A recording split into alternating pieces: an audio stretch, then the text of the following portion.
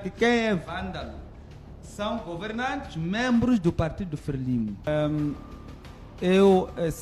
Aquilo que eu dizia, se me coloca como Presidente da República a substituir o Chapo agora, o que eu faria era, portanto, olhar para a segurança e ser comunicativo com toda a sociedade, mesmo estando a partir da presidência, e mais que isso, olhar para a área tributária e também olhar para o emprego para ter mais pujança, olhar para os recursos minerais.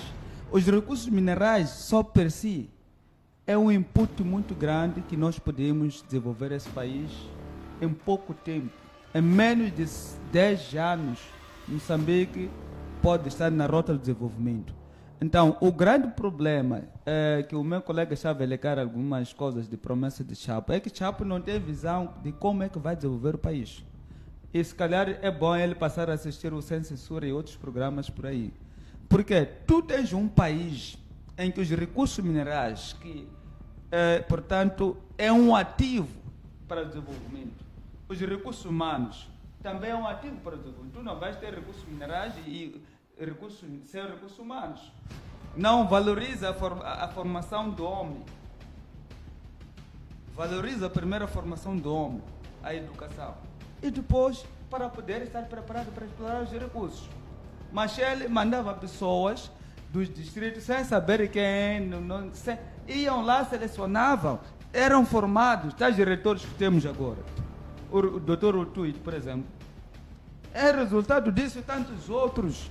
Mesmo é eles que nos governam, são políticas de Machel. Então, eu acho que o que Daniel Chapo tem que fazer é voltar para o tempo, ver como é que Machel estava a trazer a desenvolver esse país. E como é que o Guebuza também tentou implementar, deixando a parte das dívidas ocultas, que foi um erro. E se ele não consegue, não tem visão de como vai desenvolver o país, eu aconselho ao Presidente da República. Ele tem família, tem 8 empresas, não sei se tem quantas agora. Gera as empresas e se demita. O Presidente da República, no seu ato de investidura, ele fez uma promessa que havia de diminuir a máquina do Estado, cujo a mesma máquina ele sozinho acabou a aumentar os ministérios, tendo em conta várias secretarias do Estado que foram criadas. E isso aí é considerado como se fossem ministérios. E a segunda coisa que eu tenho tem a ver com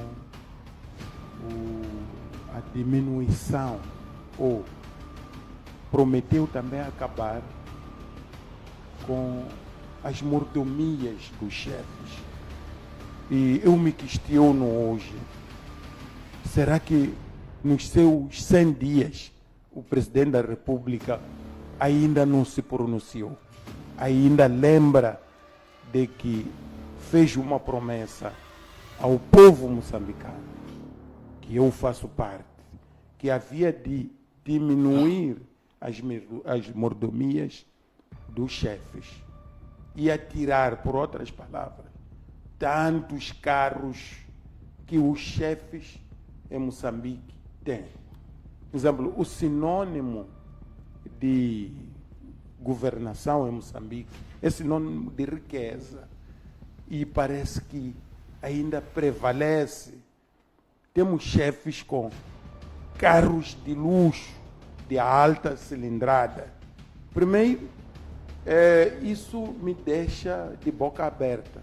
Nos outros países, inventam até viaturas elétricas. Será que esta lei em Moçambique já foi colocada ou continuamos com combustíveis fósseis, como se diz? Porque essa é uma preocupação.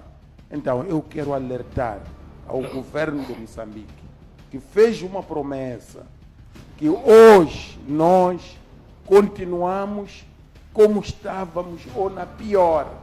Nós sabemos de que tivemos turbulência pós-eleitoral.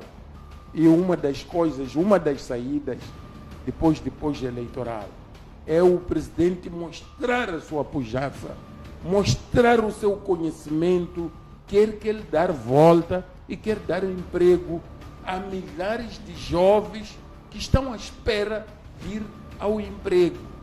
Não existe um projeto que o presidente da República até hoje fez uma apresentação, além de tantas dicas que nos disse, e nós olhávamos que com a diminuição da máquina do Estado, que seriam ministérios, além de ministério, com as mordomias dos chefes, carros de luxo que os chefes têm, que haviam de ser diminuídas no Estado, ainda o presidente ainda não se pronunciou. E eu pergunto, por que será que o presidente era mais para nos passar mais uma perna, como nós temos vivido neste país? Os nossos filhos estão à espera de trabalho, de ir ao mercado de emprego.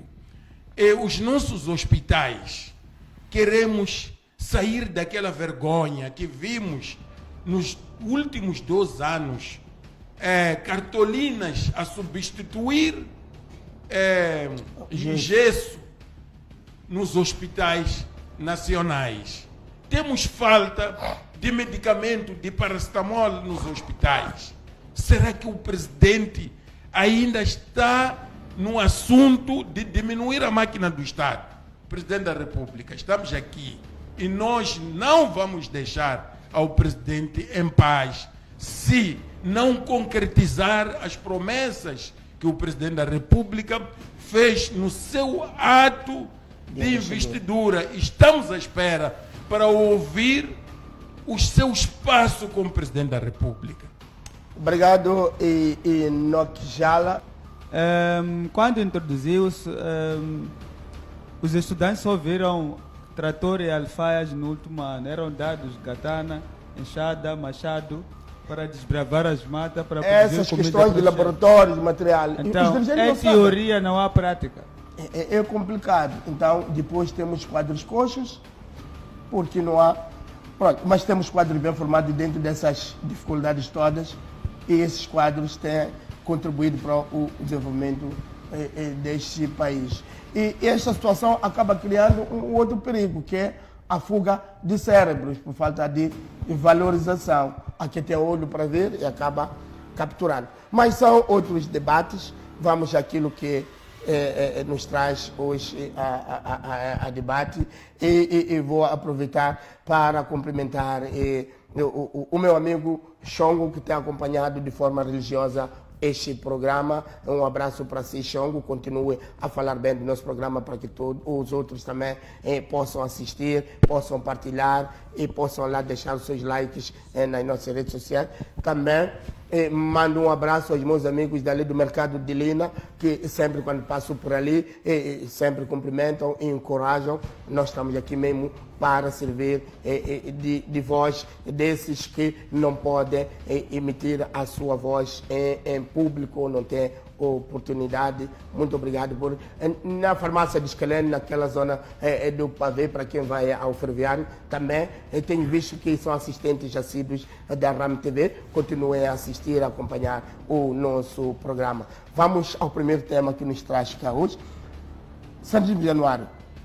Durante o período de manifestações violentas, e que são o resultado daquilo que foram as eleições gerais de outubro de 2024, tivemos relatos, vários relatos de detenções, tirando os presos políticos, detenções de jovens, detenções de cidadãos desaparecidos, até denúncias de desaparecidos e tudo mais. E depois tivemos o anúncio de indultos para os presos políticos, mas neste processo todo há algumas vozes que também exigem a responsabilização de quem esteve envolvido em situações de vandalização.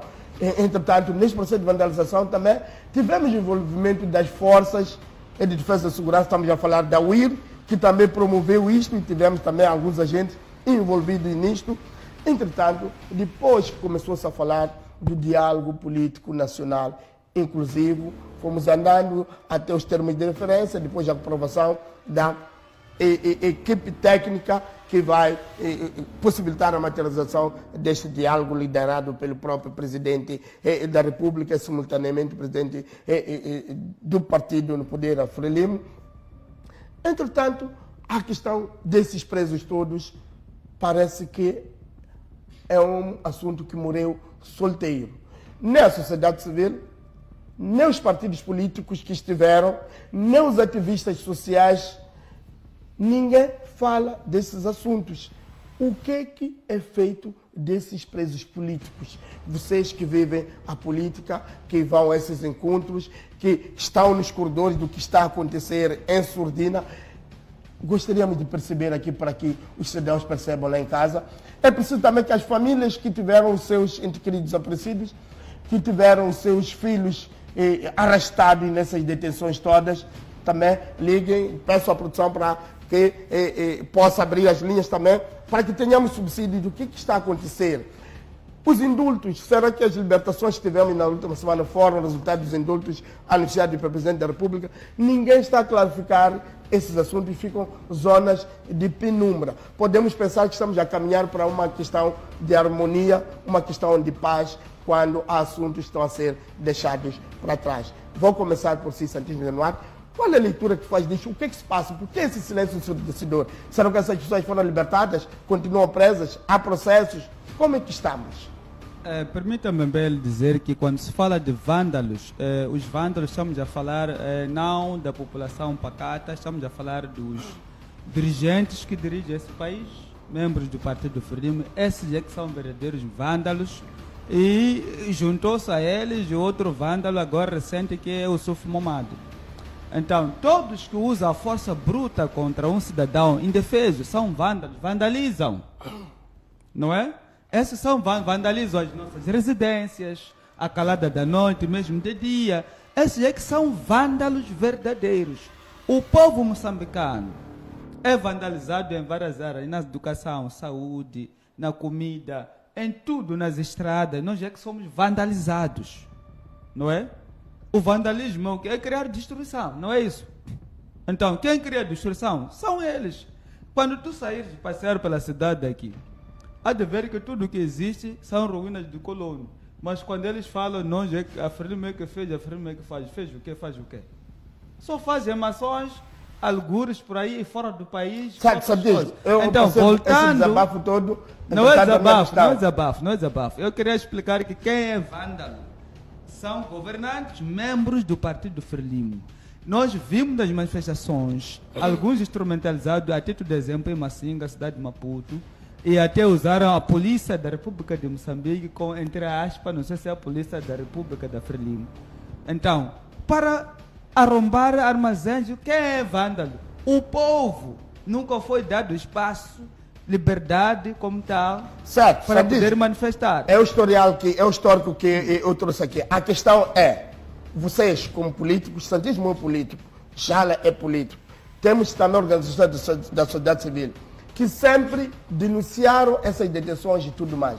Que informações tem sobre as pessoas que foram detidas? Continuam detidas?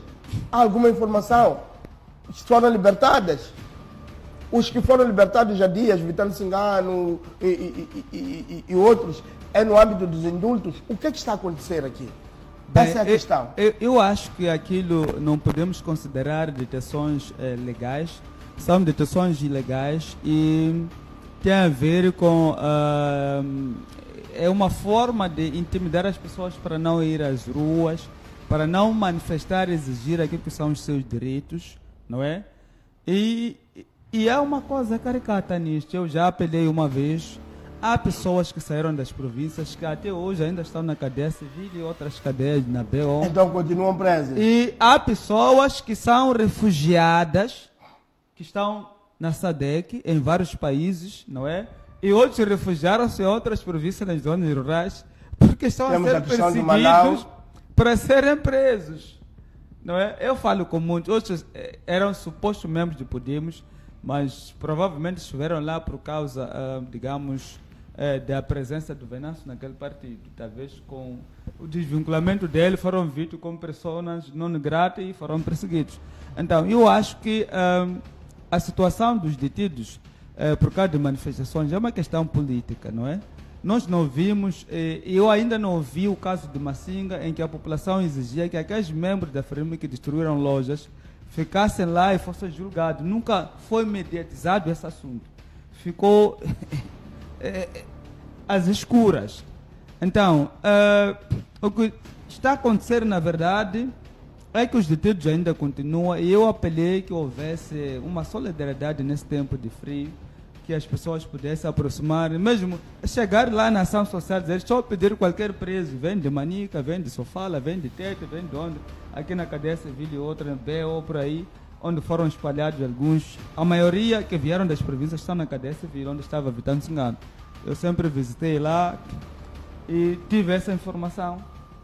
Então, fiquei sensibilizado. E eu não sei como é que esse governo que levou pessoas nas províncias e arrolaram um processo com o Venâncio Mondlane, o Vitano Singano, o Justino Mondlane, entre outros, não é? E até o financeiro do Venâncio Mondlane.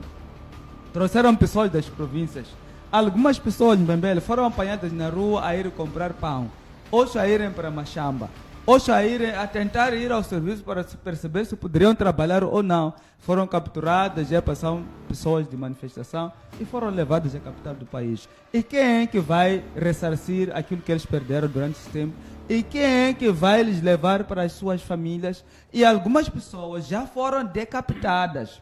Aqui há um crime que foi cometido, que é crime contra, portanto, a vida humana, que é crime contra o direito à vida, não é? Há pessoas, quando interceptaram aquele carro que ia para o cemitério do Mchaftim, que algumas famílias, por causa da filmagem, descobriram que os nossos entes queridos estavam ali, que tinham desaparecido há dias ou há meses, e não sabia qual era o paradeiro. Eu acho que a comunidade internacional, se existe de facto, ou existe no papel, para o inglês vir, e a Amnistia Internacional, é o momento de olhar para Moçambique de uma outra forma. Moçambique não é um estado normal, por causa dos que governam o país.